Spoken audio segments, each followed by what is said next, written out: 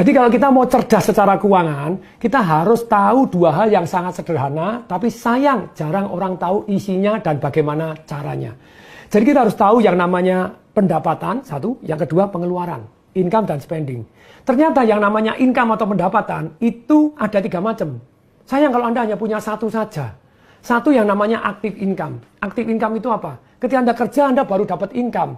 Anda jadi guru ngajar, jadi pegawai negeri, masuk baru dapat income, jadi dokter, jadi lawyer, jadi pedagang, ketika Anda dagang baru dapat duit, jadi trader, ya Anda itu namanya active income. Nah, saya hanya satu ini doang. Kemudian yang kedua, Anda harus tahu bahwa dalam income ini ada yang namanya passive income. Tidur pun dapat duit. Ini income yang paling penting, tapi sayang orang tidak fokus untuk membangun passive income. Kemudian yang ketiga yang namanya capital gain atau portfolio income. Kenaikan dari harta kita. Rumah kita beli misalnya 200 juta. Dalam 10 tahun, jadi naik jadi 1 miliar. Ditidurin pun naik loh 800 juta. Tapi sayang orang kan cuma punya satu yang namanya ini. Saham, emas atau apapun yang capital gain. Itu yang namanya portfolio income Anda. Yang kedua passive income tadi. Passive income tuh harus ada 3 ini loh, ada 3 jenis. Banyak orang tidak tahu dan tidak punya. Yang namun satu adalah paper asset. Obligasi, deposito, royalti, saham yang menerima dividen, jadi unit link Anda. Tapi sekali lagi, ini adalah paper asset. Yang kedua, jenis dari passive income adalah properti yang Anda sewakan dan Anda bagi hasilkan. Yang ketiga, itu adalah bisnis yang jalan tanpa Anda. Nah, sungguh sayang kalau kita tidak punya passive income. Harus punya passive income karena tidur pun dapat duit. Enak banget gitu loh ya. Nah, kemudian pengeluaran itu ada 4. Satu, pengeluaran yang produktif. Kedua, pengeluaran konsumtif. Yang ketiga, pengeluaran yang tampaknya produktif ternyata konsumtif. Yang keempat, pengeluaran yang tampaknya konsumtif ternyata produktif. Pengeluaran apa yang produktif? Semua pengeluaran Anda. Nambah karyawan, nambah mesin, kemudian beli properti disewakan. Semua pengeluaran untuk ini. Semua pengeluaran yang meningkatkan aktif, pasif, dan portfolio income Anda. Itu adalah pengeluaran yang produktif. Pengeluaran yang konsumtif itu ada 3 macam. Semua pengeluaran yang langsung habis. Istilahnya Anda baik nambah karyawan tapi ternyata tidak produktif. Nambah mesin tapi ternyata tidak produktif. Yang apapun yang langsung keluar duit langsung habis. Ini ya. Untuk makan, untuk minum, untuk tour. Nah ini langsung habis. Kemudian yang kedua namanya passive spending. Cicilan mobil Anda, cicilan rumah. Lupa cicilan rumah kan harganya bisa naik. Bisa, tapi Anda nyicil itu tetap passive spending. Anda tidak bayar, disita gitu aja gitu ya.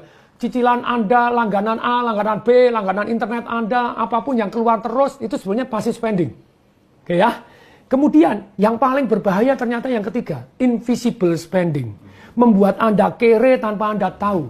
Apa itu nomor 1 yang paling berbahaya? Silakan tebak. Inflasi. Tanpa sadar daya beli Anda, duit Anda tidak laku lagi gitu ya. Ya laku tapi kurang begitu. Nah, kemudian berikutnya, apalagi yang termasuk yang namanya invisible spending? Handphone Anda yang Anda pegang, komputer Anda, terus kemudian mobil Anda. Saya pernah belikan orang tua saya Mercy S-Class begitu ya, tapi orangnya tidak mau. Terus kemudian mama saya minta Alphard, ya saya ganti Alphard. Mercy S-Class beli 1,8 miliar. 7 tahun kemudian jual tinggal 350 juta. Anda beli mobil, buka pertama sekali hilang 200 juta. Besok buka sekali hilang 10 juta, hilang 20 juta, setiap dibuka hilang berpuluh-puluh juta. Itu namanya invisible spending. Tapi begitu banyaknya orang hari ini tidak cerdas, kepengen tampak kaya, beli motor, beli mobil, harganya hilang terus, kere tanpa berasa. Mohon maaf kalau pakai kata-kata keras gitu ya. Mohon maaf, supaya insaf saya seringkali menggunakan kata keras, sekali lagi mohon maaf. Kemudian berikutnya nih, jadi pengeluaran yang tadi konsumtif sudah. Sekarang yang tampaknya produktif ternyata konsumtif. Tadi ada satu orang, Pak Tung enak aja punya duit banyak bisa nabung. Saya ini gaji cuma 3,5 juta.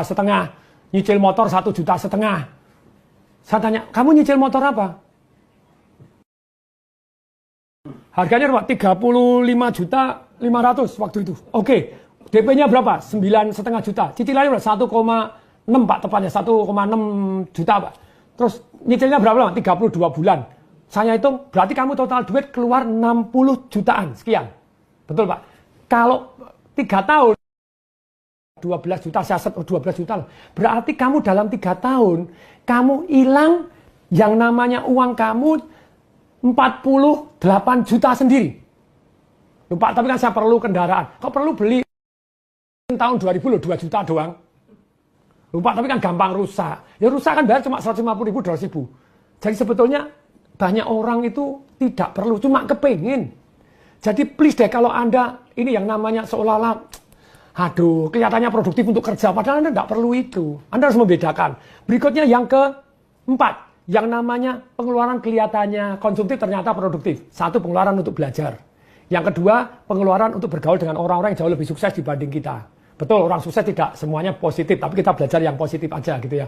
Yang ketiga, untuk amal. We cannot outgive God. Perhatikan saya. Banyak orang itu kebanyakan gaya. Padahal gaya itu sebanding lurus dengan tekanan. Itu hukum fisika, hukum alam ciptaan Tuhan. Apabila hidup Anda banyak tekanan, berarti Anda kebanyakan gaya.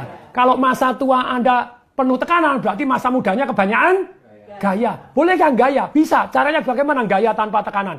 Pasif income Anda segede gajah, Anda gaya segede kerbau. Maka Anda cerdas secara keuangan. Semoga bermanfaat. Saya Tung Desa Waringin mengucapkan salam dahsyat.